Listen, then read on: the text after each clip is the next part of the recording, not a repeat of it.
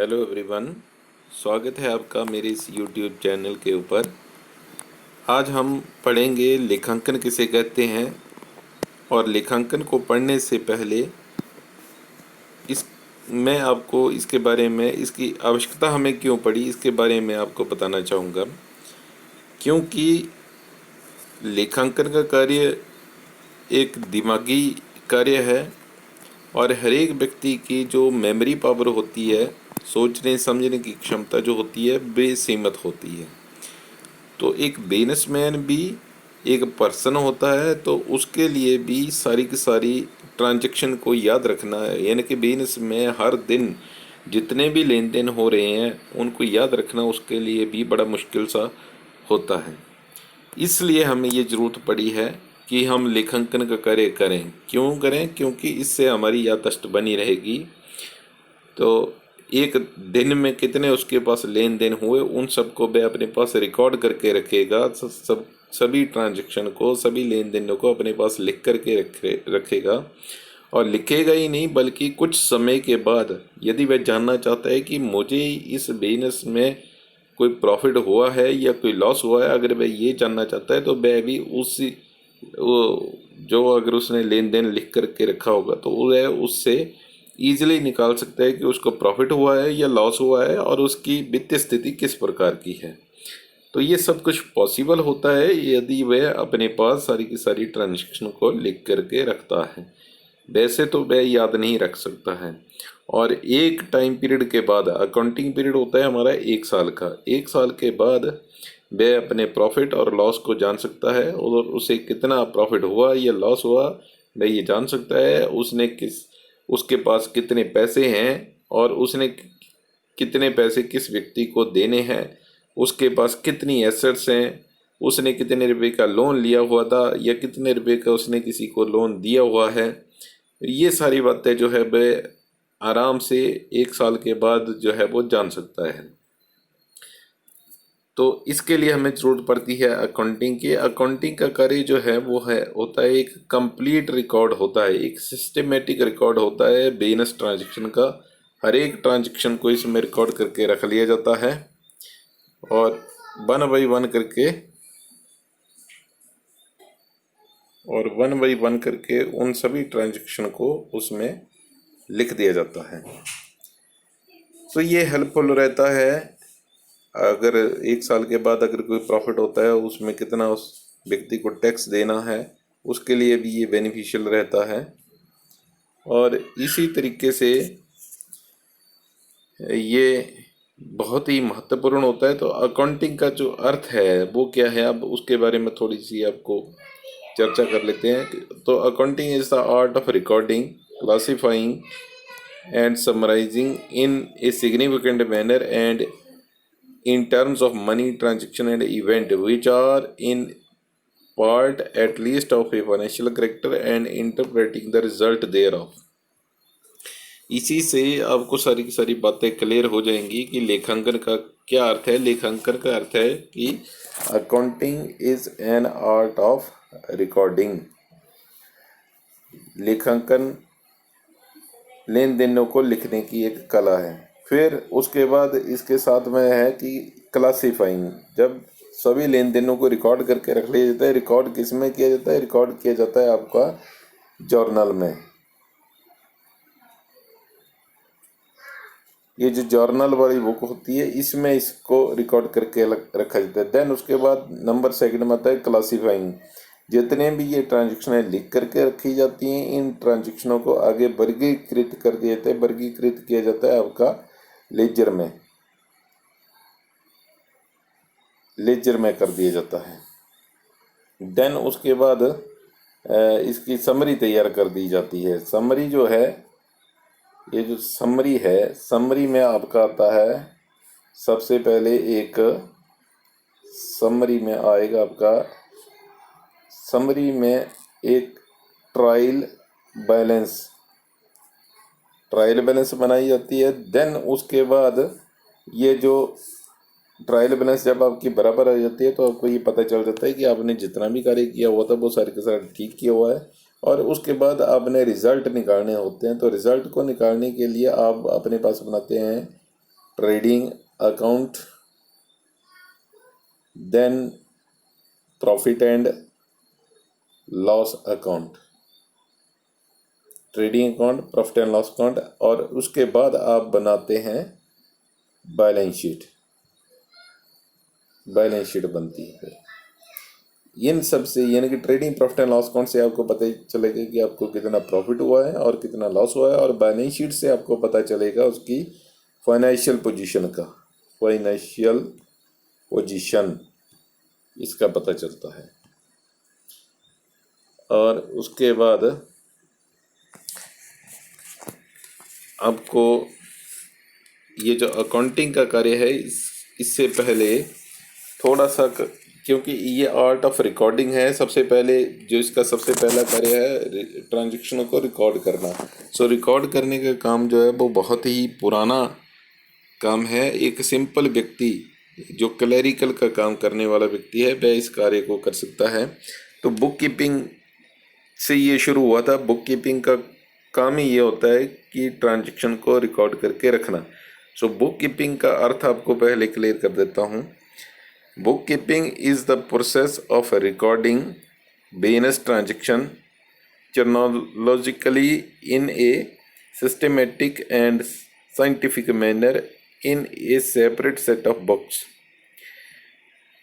Book keeping एक जितनी भी बिजनेस की ट्रांजैक्शन होती हैं उनको चर्नोलॉजिकल ऑर्डर में वन बाई वन करके, जैसे जैसे आपके पास ट्रांजैक्शन होती है उसको वैसे वैसे रिकॉर्ड करके रखना होता है, लिख करके रखना होता है। कि जैसे आपको मान लो सुबह 10 बजे कोई ट्रांजैक्शन होती है आपके बिजनेस में, तो आपने उसको 10 बजे ही रिकॉर्ड कर देना है। 11 बजे होती है दिन 11 बजे कर देना है। आज की तारीख में जितनी ट्रांजैक्शन होती हैं उनको डे वाइज जो है वो आपने टाइम टू टाइम जो है वो उसको रिकॉर्ड कर देना है। देन नेक्स्ट डे की नेक्स्ट डे में कर देनी है, उससे अगले दिन की उससे अगले दिन रिकॉर्ड कर देनी है। ये इस तरीके से एक किताब में आपने उसको लिख करके रखना होता है। So book keeping is the first stage of accounting. Book keeping जो है वो अकाउंटिंग की फर्स्ट स्टेज है और इस स्टेज में ट्रांजैक्शन को रिकॉर्ड करके रखा जाता है। ये सिंपल सी बात है। सो बुक कीपिंग की अगर मैं फीचर की बात करूँ तो बुक कीपिंग की जो पहली फीचर है वो है कि book keeping is art as well as science. Book keeping art और साइंस दोनों है। और दूसरी recording and classifying business transaction. Book keeping में किया जाता है, लेन देनों को रिकॉर्ड करके रखा जाता है और उनका वर्गीकरण किया जाता है, यानी कि जर्नल बनाए जाते हैं और लेजर बनाए जाते हैं। इसमें आगे कोई काम नहीं किया जाता इसका। उसके बाद है कि recording in separate set of books. Recording जो की जाती है वो सेपरेट सेट ऑफ बुक्स में की जाती है। सेपरेट सेट ऑफ बुक्स का मतलब है कि सेल की एंट्री सेल बुक में कर दी जाती है, परचेज की एंट्री परचेज बुक में कर दी जाती है, सेल रिटर्न की एंट्री सेल रिटर्न बुक में कर दी जाती है, परचेज रिटर्न की एंट्री परचेज रिटर्न बुक में कर दी जाती है। इस तरीके से होता है। और इसी तरीके से है कि recording in terms of money. जितनी भी ट्रांजैक्शनें आपकी होंगी यहाँ पर जो आपने रिकॉर्ड करनी है वो इन टर्म्स ऑफ मनी, पैसे से संबंधित ही ट्रांजैक्शनों को आपने रिकॉर्ड करके रखना होता है, बाकी को नहीं। और रिकॉर्डिंग जो है वो आपकी होगी चरोनोलॉजिकली ऑर्डर में, लगातार वन बाई वन करके एक सिस्टमेटिक मैनर में होगी। ये बुक कीपिंग आपको हेल्प करेगी जब आपने आगे की जब trading account profit and loss account बनाने होते हैं तो बुक कीपिंग से आपको उसकी हेल्प मिलती है। सो बुक कीपिंग का एक फर्स्ट स्टेज है ये अकाउंटिंग की, और इस स्टेज में लेन देन को रिकॉर्ड करके रखा जाता है, लिख करके रखा जाता है और उसका वर्गीकरण किया जाता है, यानी कि आगे लेजर बना दिए जाते हैं। और बुक कीपिंग में जितनी भी ट्रांजैक्शन आपने रिकॉर्ड करनी है वो फाइनेंशियल नेचर की करनी है। धन से संबंधित जितने भी लेन देन हैं उनको ही रिकॉर्ड करना है, बाकी को रिकॉर्ड नहीं करना होता है। अब बात हम करेंगे कि अकाउंटिंग और बुक कीपिंग दोनों में डिफरेंस क्या है। सो दोनों में बहुत ही महत्वपूर्ण इसका जो डिफरेंस है वो मेन पॉइंट मैं अब यहाँ पर आपको बता दूंगा, बाकी का हम नेक्स्ट लेक्चर में करेंगे।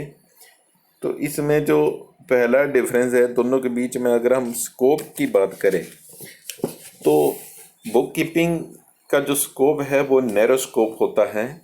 इसका क्षेत्र जो है वो कम होता है। फर्स्ट स्टेज होती है, इसमें केवल काम किया जाता है, ट्रांजैक्शन को रिकॉर्ड किया जाता है और उनकी क्लासिफिकेशन की जाती है। और जो अकाउंटिंग है, अकाउंटिंग का जो काम होता है वो एक ब्रॉडर एरिया होता है। इसका क्षेत्र जो है वो बड़ा होता है। बड़े का मतलब ये है कि इसमें ट्रांजैक्शन को रिकॉर्ड भी किया जाता है और उनकी वर्गीकरण भी किया जाता है, यानी कि जर्नल भी बनाए जाते हैं, लेजर भी बनाए जाते हैं, जो कि बुक कीपिंग में भी किए जाते हैं। साथ में अकाउंटिंग में किया जाता है trading account, profit and loss account और बैलेंस शीट, ये भी बनाए जाते हैं। उसके बाद है कि इसका नेचर किस प्रकार का है। तो बुक कीपिंग का जो नेचर है वो है एक क्लरिकल टाइप का, एक रूटीन वर्क होता है जिसे एक क्लरिकल व्यक्ति, एक क्लर्क जो है, आम व्यक्ति जो है वो इसे कर सकता है। जबकि अकाउंटिंग जो है वो एक एनालिटिकल नेचर का होता है, विश्लेषणात्मक प्रकृति का होता है और इसको तैयार करने के लिए स्पेशल नॉलेज की भी आवश्यकता पड़ती है। तो इसे क्लरिकल वर्क नहीं, रूटीन वर्क नहीं कहा जा सकता, ये एक स्पेशल व्यक्ति ही इस कार्य को करता है। उसके बाद स्टेजेस की बात करें तो बुक कीपिंग का काम जो है वो फर्स्ट स्टेज में किया जाता है, जबकि अकाउंटिंग का काम जो है वो सेकंड स्टेज में किया जाता है। हु परफॉर्म, कौन इसे कार्य को कर सकता है। सो बुक कीपिंग का कार्य जो करता है उसे बुक कीपर के नाम से जाना जाता है और अकाउंटिंग का जो कार्य करता है उसे अकाउंटेंट के नाम से जाना जाता है। और पर्सनल जजमेंट की अगर बात करें तो बुक कीपिंग का जो कार्य होता है वो अकाउंटिंग के रूल रेगुलेशन के आधार के ऊपर किया जाता है। There is no need to take personal judgement by the book keeper, यानी कि बुक कीपर के द्वारा कोई भी पर्सनल जजमेंट नहीं लगाई जाएगी। बुक कीपिंग में जब ट्रांजैक्शन को रिकॉर्ड किया जाता है, यानी कि जब फर्स्ट एंट्री की जाती है जिसे हम जर्नल एंट्री कहते हैं, तो जर्नल एंट्री करने के लिए उसे अकाउंटिंग प्रिंसिपल का नॉलेज होना चाहिए कि किस व्यक्ति को डेबिट करना है, किसको क्रेडिट करना है, इसका उसे नॉलेज होना चाहिए। यानी कि पर्सनल जजमेंट यहाँ पर नहीं लगाई जा सकती है। जबकि अकाउंटिंग का जब काम करता है वो, तो वहाँ पर कुछ वह अपनी पर्सनल जजमेंट भी ले सकता है, वहाँ पर अपनी पर्सनल जजमेंट भी दे सकता है। जैसे क्लोजिंग स्टॉक की वैल्यूएशन करनी है तो किस प्रकार से करेगा, किस प्रकार से उसको रिकॉर्ड करना है, या डेप्रिसिएशन लगानी है तो 5% के हिसाब से लगानी है या 10% के हिसाब से लगानी है, वह सोच सकता है, या स्ट्रेट लाइन मेथड के हिसाब से लगानी है या डिमिनिशिंग बैलेंस मेथड के हिसाब से लगानी है, तो वहाँ पर वह पर्सनल जजमेंट ले सकता है। लेकिन बुक कीपिंग में ऐसा कुछ नहीं है।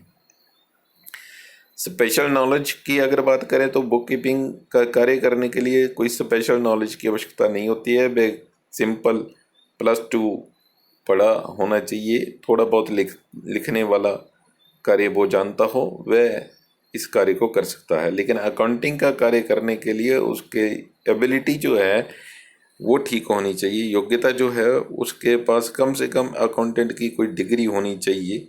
आजकल जो है वो सर्टिफाइड चार्टर्ड अकाउंटेंट की अगर किसी ने डिग्री ली हो तो वह इसका कार्य जो है वो आसानी से कर सकता है। उसके बाद knowledge of financial position, book keeping से हमें कोई भी फाइनेंशियल पोजीशन का पता नहीं चल सकता है, यानी कि हमारे बिजनेस की वित्तीय स्थिति किस प्रकार की है इसका हमें उससे कोई भी पता नहीं चल सकता है। जबकि अकाउंटिंग का जब हम काम करते हैं तो उससे हमें ये पता चलता है कि हमारी वित्तीय स्थिति किस प्रकार की है। जब हम बैलेंस शीट को प्रिपेयर कर लेते हैं तो उससे हमें ये पता चल जाता है। अगर डिपेंडेंसी की बात करें तो book keeping has to depend on accounting to make the record more efficient and useful. और अगर अकाउंटिंग की बात करें तो accounting has to depend on book keeping to get the required information on time. Responsibility की अगर बात करें तो बुक कीपर जो है वो रिस्पॉन्सिबल नहीं होता है किसी भी अकाउंटिंग कार्य के लिए, जबकि अकाउंटेंट की अगर बात करें तो अकाउंटेंट जो है वो रिस्पॉन्सिबल होता है अपने द्वारा किए गए जो भी कार्य होते हैं, अकाउंट्स का जो भी उसने कार्य किया होता है उसके लिए वह रिस्पॉन्सिबल होता है। सो इतना सा पढ़ते हैं आज। और मेन एक बात और इसमें आपको बता दूं कि ये बुक कीपिंग का कार्य जो है ये लुकास पेसियोली ने शुरू किया था 1494 में। इटली का रहने वाला था ये, और ये फाउंडर था बुक कीपिंग का। और डबल एंट्री सिस्टम भी इसी ने ही दिया हुआ है। उसी के आधार के ऊपर हम सारी की सारी जर्नल एंट्री करते हैं। दो पार्टी होती हैं, एक वस्तु को खरीदने वाला होता है, दूसरा वस्तु को बेचने वाला होता है। एक को पैसे मिलते हैं, एक पैसे देता है। तो डबल एंट्री की जाती है, दो साइड, एक को डेबिट कर दिया जाता है, एक को क्रेडिट कर दिया जाता है। तो इसलिए जब भी आप ट्रायल बैलेंस बनाएं तो वह उसकी दोनों साइड जो है वो बराबर आनी चाहिए। और जब आप बैलेंस शीट बनाएं तो आपकी जितनी संपत्तियां हैं उतनी ही आपकी लाइबिलिटी भी होनी चाहिए। ये बुक कीपिंग का एक जनरल प्रिंसिपल है जो कि 1494 में लुकास पेसियोली ने शुरू किया था। तो यहाँ तक आप पढ़िए, बाकी का हम फिर करेंगे। धन्यवाद। जय हिंद, जय भारत।